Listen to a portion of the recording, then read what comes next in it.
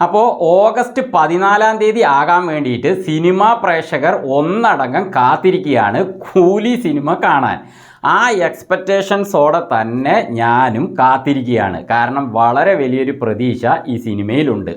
അപ്പോൾ ഈ സിനിമയിൽ നമുക്ക് എന്തൊക്കെ പ്രതീക്ഷിക്കാം, അതൊക്കെ നടക്കുമോ, ആ പ്രതീക്ഷകൾ നടക്കാൻ സാധ്യതയുണ്ടോ എന്നതിനെക്കുറിച്ചാണ് ഈ വീഡിയോയിലൂടെ നമ്മൾ നോക്കാൻ പോകുന്നത്.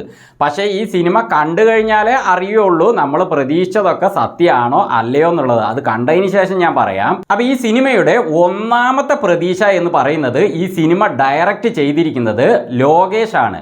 അപ്പോൾ അദ്ദേഹം ഇതുവരെ ഡയറക്റ്റ് ചെയ്ത സിനിമകളായ മാനഗരം, കൈദി, മാസ്റ്റർ, വിക്രം, ലിയോ ഈ സിനിമകളൊന്നും തന്നെ പരാജയപ്പെട്ടിട്ടില്ല.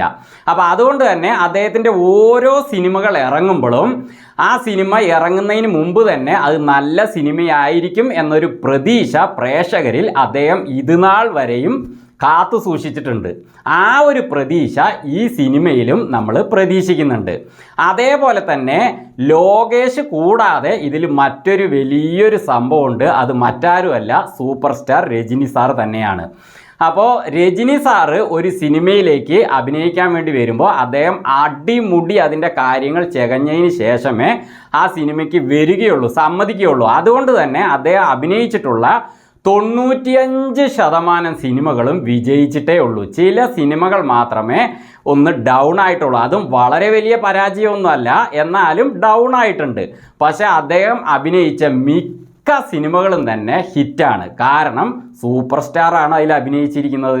അദ്ദേഹത്തിൻ്റെ നോട്ടം, ഭാവം, സ്റ്റൈല്, ആക്ഷൻ ഇതെല്ലാം തന്നെ തിയേറ്ററിൽ പ്രേക്ഷകർ ഓരോ നിമിഷവും എൻജോയ് ചെയ്യും. അതാണ് സൂപ്പർ സ്റ്റാർ.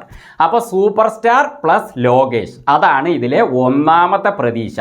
കൂടാതെ ഈ സിനിമ പ്രൊഡക്ഷൻ ചെയ്തിരിക്കുന്നത് സൺ പിക്ചേഴ്സ് ആണ്. അവരും ആ ഒരു സിനിമയെ സംബന്ധിച്ച എല്ലാ കാര്യങ്ങളും അനലൈസ് ചെയ്തതിന് ശേഷമേ ആ സിനിമ പ്രൊഡക്റ്റ് ചെയ്യുള്ളൂ. അതുകൊണ്ട് തന്നെ അവരുടെ സിനിമകളും പ്രൊഡക്ഷനും വൻ വിജയമായിരിക്കും. അങ്ങനത്തെ കാര്യങ്ങളാണ് ഇതിലെ ഒന്നാമത്തെ പ്രതീക്ഷ. ഇനി രണ്ടാമത്തെ പ്രതീക്ഷ എന്താണെന്ന് വെച്ചാൽ എൻ്റെ വ്യക്തിപരമായ ഒരു പ്രതീക്ഷയാണത്. ഈ സിനിമയിൽ സത്യരാജും കൂടി രജനിയും രണ്ടുപേരും ഒന്നിക്കുന്നുണ്ട് എന്നുള്ളതാണ്. സത്യരാജ് സാറ് രജനിയും 1986 ഇറങ്ങിയ മിസ്റ്റർ ഭാരതിലാണ് അവസാനമായിട്ട് അഭിനയിച്ചിട്ടുള്ളത്. ആ സിനിമയിൽ അച്ഛനായിട്ട് സത്യരാജും മകനായിട്ട് രജനി സാറും. അപ്പോൾ ആ സിനിമ വൻ ഹിറ്റായിരുന്നു. അപ്പോൾ അതിലെ ആ എന്നമ്മാ കണ്ണ് സൗഖ്യമാ ആമമ്മ കണ്ണ് സൗഖ്യന്താ ആ സോങ് ഇന്നും പലരെയും നമ്മൾ കോൾ ചെയ്യുമ്പോൾ അവർ റിംഗ് ടോണിന് പകരമായിട്ട് ഈ പാട്ടാണ് സെറ്റ് ചെയ്ത് വെച്ചിരിക്കുന്നത്. ഞങ്ങളുടെ ഇവിടെ തന്നെ ഒരു വണ്ടി ഓടിക്കുന്ന ഒരാളുണ്ട്. അദ്ദേഹത്തെ ഞാൻ എപ്പോൾ വിളിക്കുമ്പോഴും കോളിൽ ഈ റിംഗ് ടോണിന് പകരം ഈ സോങ് ആണ് കേൾക്കുക. അപ്പോൾ ഈ സോങ് ഇന്ന് വരെയും ജനങ്ങളിൽ എത്രത്തോളം തങ്ങി നിൽക്കുന്നുണ്ട് ഈ സോങ്ങും ആ സിനിമയും എന്നുള്ളതിന് അതൊരു തെളിവാണ്. പക്ഷേ അന്ന് ആ സിനിമ ഇവർ രണ്ടുപേരും അഭിനയിച്ചതിന് ശേഷം ഈ കൂലിക്ക് തൊട്ട് മുമ്പ് വരെ ഇവർ ഇതുവരെ സിനിമകളിൽ ഒന്നിച്ചിട്ടില്ല.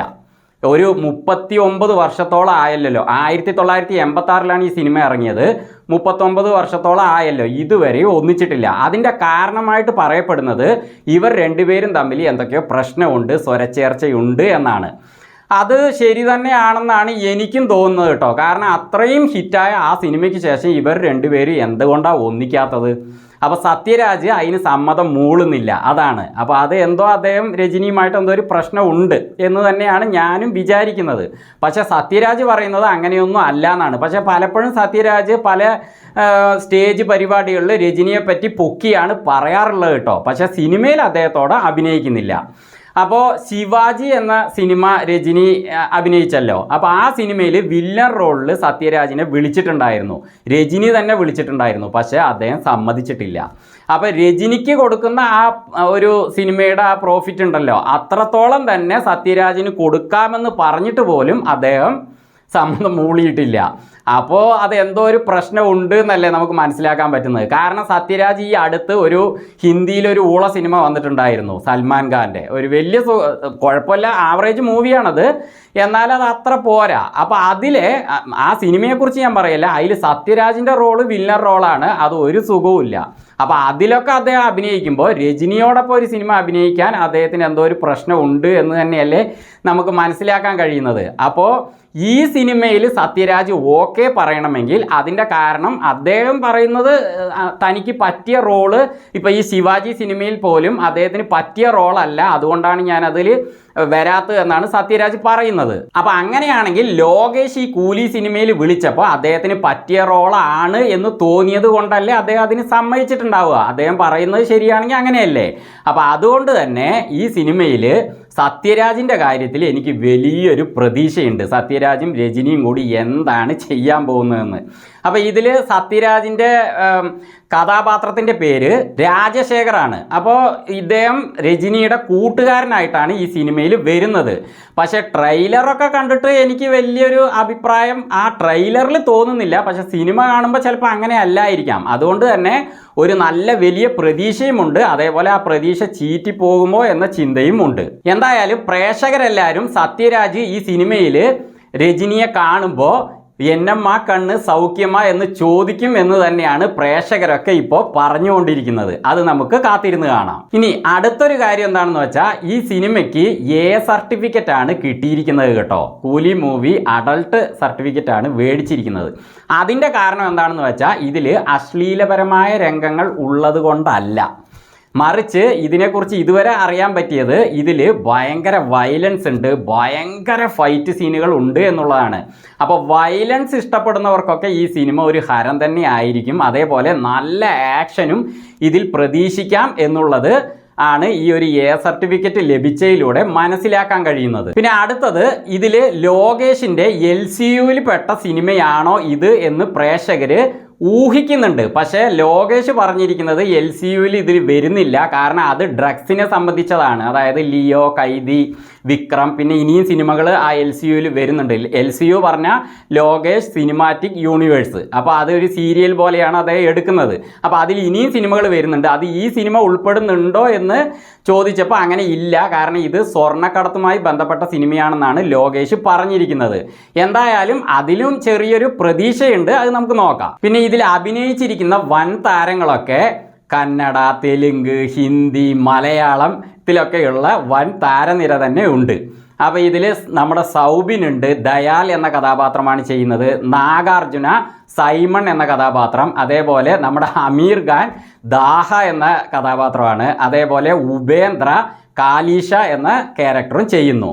പിന്നെ ഇതിൽ രജനിയുടെ ക്യാരക്ടർ നെയിം ദേവയാണ്. അതേപോലെ സൗബിൻ്റെ ദയാൽ, പിന്നെ അമീർ ഖാൻ്റെ വന്നിട്ട് ദാഹ. അപ്പോൾ ഇവർ 3 പേരുടെയും ക്യാരക്ടർ നെയിമുകൾ തുടങ്ങുന്ന ഡിയിലാണല്ലോ. അതുകൊണ്ട് തന്നെ ഇവർ 3 പേരും ഇതിൽ സഹോദരങ്ങളാണോ എന്നൊരു ചിന്തയും പ്രേക്ഷകരിലുണ്ട്. പക്ഷെ അതും സിനിമ കണ്ടാലേ അറിയുള്ളൂ കേട്ടോ, കണ്ട് മനസ്സിലാക്കാം. എന്തായാലും അത് സത്യമാണെങ്കിൽ ഇവർ 3 പേരും ഒന്നാണല്ലോ, അപ്പോൾ അതൊരു വേറെ ലെവലായിരിക്കുമെന്ന് പ്രതീക്ഷിക്കാം. പിന്നെ ഇതിൽ വില്ലനായിട്ട് വരുന്നത് നാഗാർജുനയാണ്, സൈമൺ ക്യാരക്ടറാണ്. അപ്പോൾ നാഗാർജുന എപ്പോഴും ഹീറോ ആയിട്ടാണ് സിനിമകളിൽ വരാറ്. അദ്ദേഹം ആൻറ്റി ഹീറോ ആയിട്ടൊക്കെ വരാറുണ്ട്, നെഗറ്റീവ് റോളിലുള്ള ഹീറോ ആയിട്ടൊക്കെ വരാറുണ്ട്. അപ്പോൾ ഈ സിനിമയിൽ അദ്ദേഹം മുഴുവൻ വില്ലനാണെങ്കിൽ എന്തായിരിക്കും അവസ്ഥ എന്നറിയില്ല. അതിനിപ്പോൾ അദ്ദേഹം ഹീറോ ആയിരുന്നു കൊണ്ട് തന്നെ ഒരു വില്ലനാണോ എന്നുള്ളതൊക്കെ സിനിമ കണ്ട് മനസ്സിലാക്കാം. എന്തായാലും ഫുൾ വില്ലനായിട്ടാണ് ഇറങ്ങുന്നതെന്നാണ് ഇതുവരെ കിട്ടിയിരിക്കുന്ന റിപ്പോർട്ട്. അപ്പോൾ ഇത്രയും കാര്യങ്ങൾ ഈ സിനിമയിൽ പ്രതീക്ഷിക്കുന്നുണ്ട്. അരങ്കമധുര വിസിൽ പറക്കുമേ എന്നൊരു സോങ് അവർ ഈ സിനിമയിൽ വെച്ചിട്ടുണ്ട്. അപ്പോൾ തിയേറ്ററിൽ വിസിൽ പറക്കുമോ അല്ല ഈ സിനിമ പൊളിച്ചതാണോ അല്ല പൊളിയാണോ എന്നുള്ളത് കണ്ട് തന്നെ മനസ്സിലാക്കാം. അപ്പോൾ 14-ാം തീയതി 6 മണിക്കുള്ള ഷോയ്ക്കുള്ള ടിക്കറ്റ് ഞാനും ഇതായി എടുത്തു വെച്ചിട്ടുണ്ട്.